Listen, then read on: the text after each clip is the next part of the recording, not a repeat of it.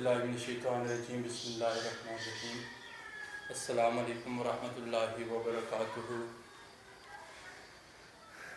عزیز طلباء، کل ہم نے قومی اتفاق پہلے 2 پیراگراف پڑھے اور ان پیراگراف کے اندر ہم نے یہی سیکھنے کی کوشش کی کہ ہم اس وقت تک ترقی نہیں کر سکتے، ہمارا معاشرہ، ہمارا ملک اس وقت تک ترقی کے راہ پر گامزن نہیں ہو سکتا جب تک ہمارے اندر اتفاق نہیں ہوگا، ہم اتحاد کے ساتھ مل جل کر ایک دوسرے کے لیے اپنی خواہشات کو مٹا کر ایک دوسرے کے لیے قربانی کے جذبہ اپنے اندر رکھ کر آگے نہیں بڑھیں گے۔ اگر یہ صفات ہمارے اندر پیدا ہو جاتی ہیں، ہمارا ملک بھی ترقی کرے گا، ہمارے معاشرے کے اندر امن بھی ہوگا، ہم ایک دوسرے کے لیے قربانیاں بھی دیں گے، ہم ایک دوسرے کی دل سے قدر بھی کریں گے۔ تو یہاں سے آگے بات کو میں بڑھاتا ہوں، صفحہ نمبر 23 پہ دوسری لائن ہے، کون شخص ہے جو اس بات کو نہیں جانتا کہ جس شخص نے لا الہ الا اللہ کہا وہ مسلمان ہے، جس نے ہمارے قبلے کو اپنا قبلہ بنایا وہ مسلمان ہے، اور جو مسلمان ہے وہ ہمارا بھائی ہے۔ ساری دنیا جانتی ہے کہ المسلم اخو المسلم، کہ تمام مسلمان آپس میں بھائی بھائی ہیں۔ تو جس سے بھی کلمہ پڑھا، جو بھی اللہ تعالیٰ کو ماننے والا ہے، وہ دنیا کے جس خطہ کے اندر بھی رہتا ہے وہ ہمارا قومی بھائی ہے۔ امام اعظم رحمۃ اللہ تعالیٰ فرماتے ہیں کہ ہم اہل قبلہ کو کافر نہیں کہتے، بائی ہمہ فروئی مسائل میں اختلاف ہونے کی نسبت کس طرح ہماری قوم نے اس حبل متین کی بندش کو توڑا ہے۔ فروئی مسائل بائی ہمہ، اس کے باوجود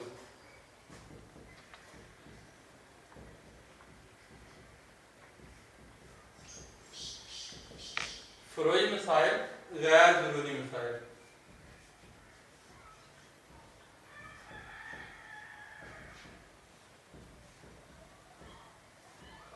جو اتنے ضروری نہیں تھے، لیکن آج ہم ان مسائل کے اندر پڑھ کر، ان جھگڑوں میں پڑھ کر ایک دوسرے سے دور ہو چکے ہیں۔ آج ہمارے دلوں کے اندر نفرتیں پیدا ہو چکی ہیں۔ یہ چھوٹے چھوٹے مسائل، جی ایک بندہ رفع یدین کر رہا ہے وہ کیوں کر رہا ہے، ایک بندہ یا رسول اللہ کہہ رہا ہے وہ کیوں کہہ رہا ہے، ایک بندہ ہاتھ سیدھے کر کے پڑھ رہا ہے وہ کیوں پڑھ رہا ہے۔ تو اس طرح کے ایسے مسائل ہیں جو غیر ضروری مسائل ہیں، ان کے اوپر بحث کرنے سے بہتر ہے کہ بندہ صحیح معنوں میں فقہی مسائل کو سمجھے، شریعت کے معاملات کو سمجھے، اور جو ضروری مسائل ہیں۔ اب ضروری مسائل کیا ہیں؟ ہمیں وضو کرنے کا صحیح طریقہ پتہ نہیں، غسل کے فرائض کا ہمیں نہیں پتہ، ہمیں یہ نہیں پتہ کہ غسل کس طرح سے کیا جاتا ہے، نماز کے فرائض کیا ہیں، کس طرح ہم نے نماز ادا کرنی ہے، اپنے ہاتھوں کو نماز میں کس طرح سے باندھنا ہے، پاؤں کے سخت رکھنے ہیں، ہمیں ان چیزوں کا پتہ نہیں ہوتا، اور ایسے مسائل میں پڑ جاتے ہیں جن کی ضرورت نہیں ہوتی۔ اللہ تعالیٰ ہمیں سمجھنے کی توفیق عطا فرمائے۔ اور اس رشتہ اخوت کو جسے خود خدا نے قائم کیا تھا چھوڑا ہے، رشتہ اخوت بھائی چارے کا رشتہ۔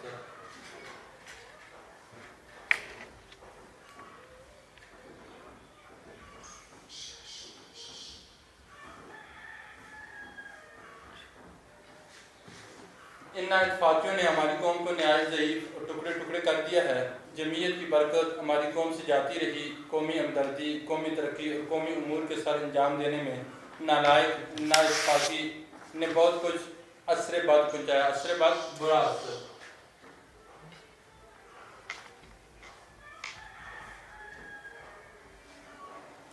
پس ہماری قومی ترقی کا سب سے اول مرحلہ یہ ہے کہ ہم سب آپس کی محبت سے اس عداوت اور نفاق کو یکتائی اور یکجہتی سے مبدل کریں۔ یکتائی یکجا ہو کر، ایک ہو کر،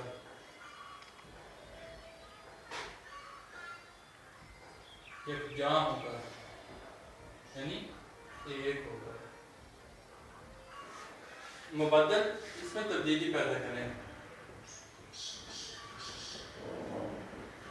جب ہم ایک ہوں گے تو ہم ان برائیوں کے اوپر، ان خامیوں کے اوپر، ان خامیوں کو کنٹرول کر سکیں گے، ان کے اوپر قابو پا سکیں گے، اور हमारे अंदर इत्तेफाक पैदा होगा।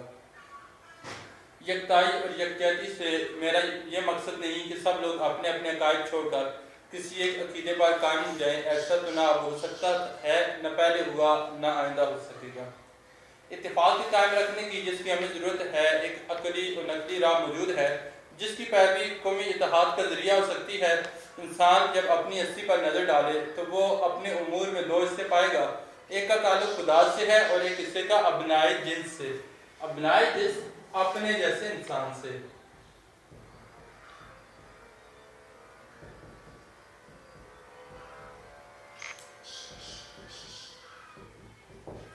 यानी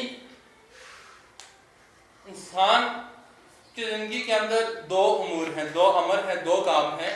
एक हकूकुल्लाह है, दूसरे हकूकुल इबाद हैं। एक हिस्से का ताल्लुक खुदा से है और एक हिस्से का ताल्लुक इंसान से है।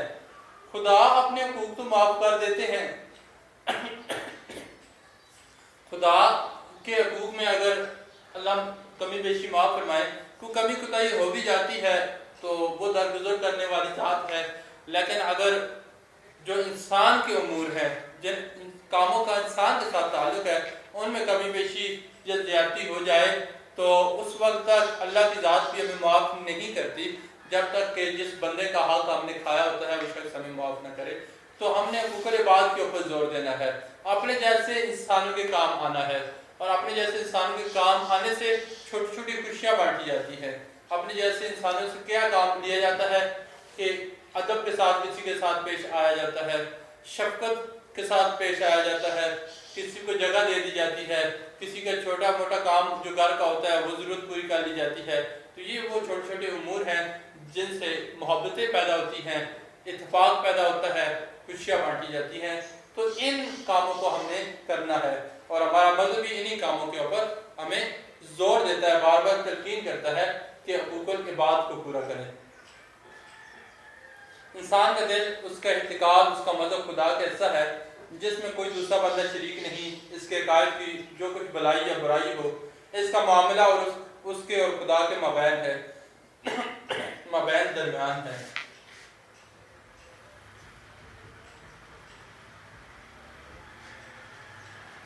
भाई इसमें शरीक है न बेटा, न दोस्त, न आशना और न कौम। पर जिस बात का असर उसकी अपनी ज़ात तक महदूद है, इससे हमें कोई भी गाज़ नहीं रखनी चाहिए। जब वो खुदा और खुदा के रसूल सल्लल्लाहु अलैहि वसल्लम को बरात जानता है, किसी किस्म की अदावत या मुखालफत नहीं रखनी चाहिए, बल्कि उसको भी भाई और कलमे का शरीक समझना और इस अखवत को जिसको खुदा ने कायम किया है कायम रखना चाहिए। नहायत अफसोस और नादानी की बात यह है कि हम किसी से ऐसे अमर में अदावत रखें, अदावत के मायने दुश्मनी का मैंने आपको बताया था।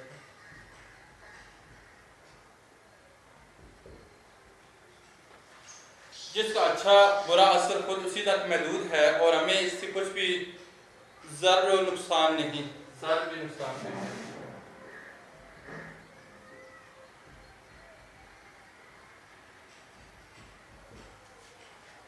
जो हिस्सा नाजिस का है इससे हमें गाज रखनी चाहिए। वो हिस्सा आपस की मोहब्बत, बाहमी दोस्ती, एक दूसरे की इहानत, इहानत के मायने क्या मदद करना,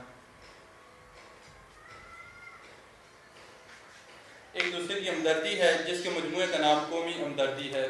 यही एक तरीका है जिससे खुदा के हुक्म की भी इताअत और आपस में बरादराना बर्ताव, कौमी इत्तेफाक, कौमी हमदर्दी कायम हो सकती है, जो कौमी तरक्की के लिए पहली मंजिल है। तो अब देखिए इसमें हमें ये बात बताई कि इस पैराग्राफ के अंदर कि इंसान के उमूर के दो हिस्से हैं, एक का ताल्लुक खुदा से है और दूसरे का अपनाए जिन्स से। तो हमने अपनाए जिन्स वाले हिस्से को देखना है। फ्रोई मसाइल जो हैं वो गैर जरूरी मसाइल में पढ़कर हम अब उसमें नाइतफाकियाँ पैदा कर रहे हैं, नफरतें फैला रहे हैं। अगर हम अपनाए जिन्स को अपनाएंगे तो हमारे आपस में इत्तेफाक भी पैदा होगा, इत्तेहाद भी पैदा होगा, एक दूसरे के लिए मोहब्बतें भी पैदा होंगी। तो कोशिश ये करें कि हकूक़ुल इबाद को पूरा करने की कोशिश करें, पड़ोसियों के साथ अच्छे अंदाज से पेश आएँ, बुजुर्गों के साथ अच्छे बर्ताव से पेश आएँ, माँ बाप की अताहत व फरमाबरदारी करें, छोटों के साथ शफ़क़त व मोहब्बत से पेश आएँ।